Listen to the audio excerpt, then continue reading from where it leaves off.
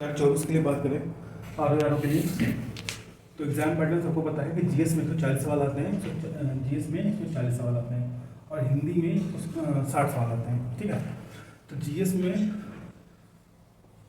काफ़ी टफ आता है। अगर जो है बात करें, अगर कंपेयर करें आपके पीसीएस से, तो जीएस जो आर का होता है प्रीलिम्स का, वो काफ़ी टफ आता है। ठीक है, और हिंदी कंपेरेटिवली बहुत ईजी आती है। तो अगर आपको क्वालिफाई करना है तो एटलीस्ट 50 सवाल तो आपको सही करने ही करने पड़ेंगे हिंदी में, क्योंकि इसमें सारे हिंदी मीडियम के बच्चे बैठते हैं। मोस्टली हिंदी मीडियम के बच्चे बैठते हैं वो 50, 52, 54 आराम से स्कोर करते हैं। तो इतना आपको स्कोर करना पड़ेगा। ठीक है, और जीएस में 75 से 80 स्कोर करना पड़ेगा, इतना स्कोर करना पड़ेगा। और निगेटिव मार्किंग आपकी इसमें 1/3 है। निगेटिव मार्किंग 1/3 है, निगेटिव 1/3 है। ठीक है, 1/3 निगेटिव मार्किंग है।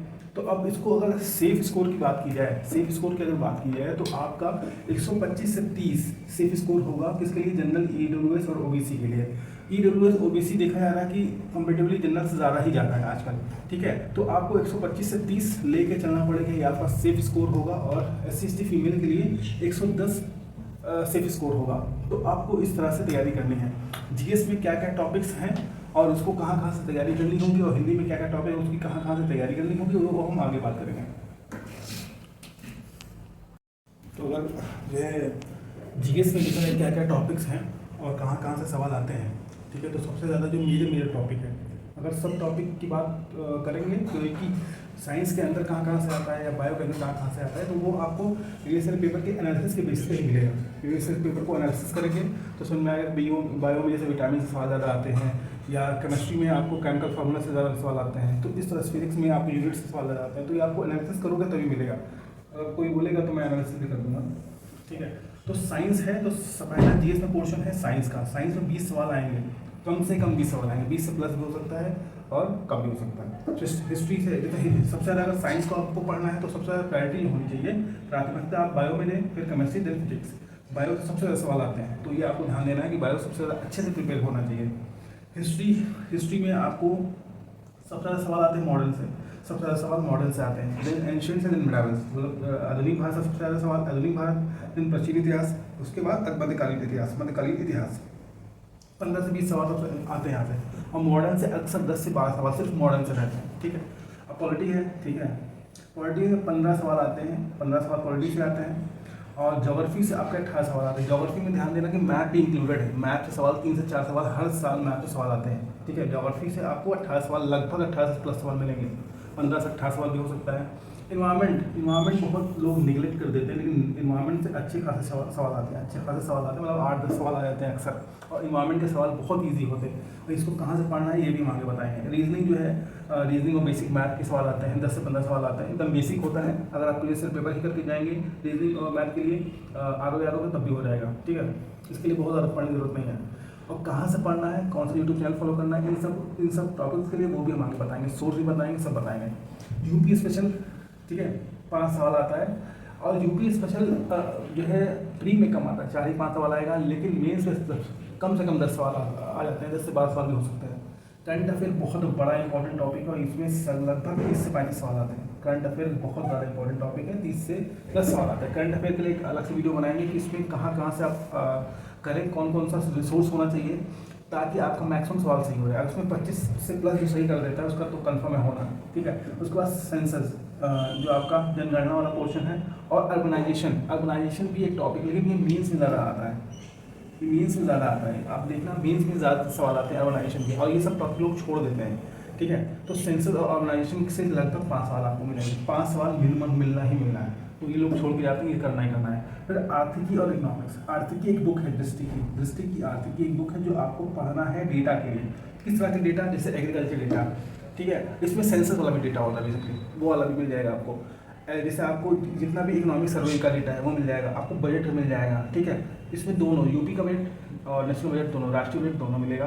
फिर इकोनॉमिक सर्वे यूपी का भी मिलेगा और राष्ट्र का भी मिलेगा। ठीक है, तो उसमें जितनी भी और कितने भी एग्रीकल्चर प्रोडक्शन हुए हैं या कोई नई रिपोर्ट आई है उसमें इंडिया के बारे में क्या कहा जा रहा है, यूपी के बारे में क्या कहा जा रहा है, या इंडेक्स, इसमें इंडेक्स भी आप इंक्लूड कर लें। इंडेक्स वाला क्वेश्चन भी 2-3 सवाल इंडेक्स से ही अक्सर आ जाता है, अक्सर मतलब एक सवाल तो होता ही होता है। मिनिमम 2 से 3 मतलब मैक्सिमम 2 से 3 सवाल भी आ सकता है, ठीक है। तो ये पोर्शन पूरा जीएस का है। इसके आगे हम बताएंगे कि कैसे कि कौन सा, जैसे साइंस है तो उस साइंस कहाँ से पढ़ा जाए, या यूट्यूब चैनल कौन सा जैसे साइंस फॉलो किया जाए, ठीक है। इसके लिए हमको और कॉम्प्रिहेंसिवली तैयारी हो, ठीक। ये हम आगे अलग से वीडियो बना के बता देंगे। अब हिंदी का पोर्शन है, हिंदी का पोर्शन तो हिंदी सबसे ईजी है। हिंदी इसलिए क्योंकि सब सेट है, 10 सवाल आने ही आने हैं। 10 क्वेश्चन यहाँ से आएगा, 10 यहाँ से आएगा, ठीक है। 10 सवाल यहाँ से आएगा, 10 सवाल यहाँ से आएगा, 10 सवाल यहाँ से आएगा एंड 10 सवाल यहाँ से आएगा। 5 6 हाँ 6 क्वेश्चन है, 60 सवाल, ठीक है। 6 क्वेश्चन है, 60 सवाल। और ये 60 सवाल में से 50 से 55 अगर आप नहीं लाओगे तो समझ लो कि आप गेम से बाहर हो। मिनिमम 50 मान लो, पहले मिनिमम 75 मान लो। और जीएस हमने पहले बताया कि टफ आती है और 1/3 नेगेटिव मार्किंग है दोनों में। तो आप समझ लो कि आपको बहुत ही संभल के करना है ताकि आपका नेगेटिव ना हो जाए। अगर 75 125 आपका 125 सेफ स्कोर है, आप प्लस मान के चलिए, इससे नीचे तो नहीं आने वाला, इससे ऊपर ही रहेगा, ठीक है। तो आप इस बुक के लिए, हिंदी के लिए हमने यहाँ पे बुक बता दी है, बाकी जीएस के लिए हम आगे बताएंगे। आदित्य पब्लिकेशन बेस्ट बुक है। आदित्य पब्लिकेशन का जो कलेक्शन ऑफ क्वेश्चन है बहुत ही अच्छा है, कई कॉम्पिटिटिव एग्जाम से कलेक्ट कर रखा है इन्होंने, तो बहुत अच्छा है। आदित्य पब्लिकेशन वाइट कलर की बुक आती है, बहुत ही अच्छी है।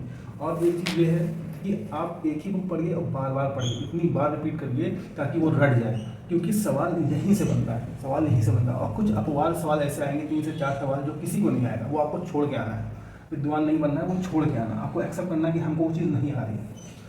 आगे अगर हम बात करें यूपीपीसीएस आरओ यूपीपीसीएस का एग्जाम होता है, उसमें जितनी हिंदी आ रही है उसको भी पढ़ना है, अलग से भी पढ़ना है। यूपीपीसीएस आरओ के लिए पढ़ना है अलग से, उसके जो प्रीवियस ईयर पेपर है ना, प्रीवियस ईयर पेपर उसको अलग से रटना है, क्योंकि प्रीवियस अक्सर 60 में से लगभग 25 सवाल, 20 से 25 सवाल आपका एकदम एज इट इज रिपीट आ जाता है।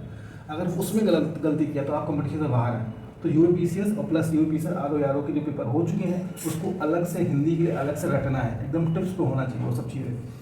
और जैसे बेसिक चीज़ें, दर्शन तत्वों के कुछ तरीके होते हैं करने के, या विशेष करने के तरीके होते हैं, ठीक है। वाक्य वर्तनी के आपको तरीके सीखने चाहिए, तो वो आप उत्कर्ष क्लासेस के यूट्यूब चैनल है, वहाँ फ्रीली अवेलेबल है, तो उनका आप देख सकते हो कि कैसे उन्होंने पढ़ाया।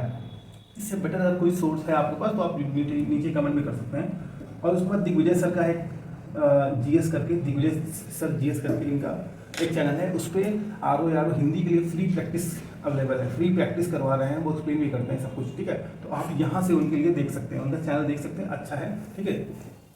तो ये जो आपका जीएस और हिंदी का ओवरऑल एक हमने बता दिया कहाँ से क्या क्या चीज़ें हैं, क्या क्या टॉपिक्स हैं। इसके आगे हम बात करेंगे कि हम आगे जो फर्दर जीएस वाले पोर्शन है उसको कैसे टैकल करें।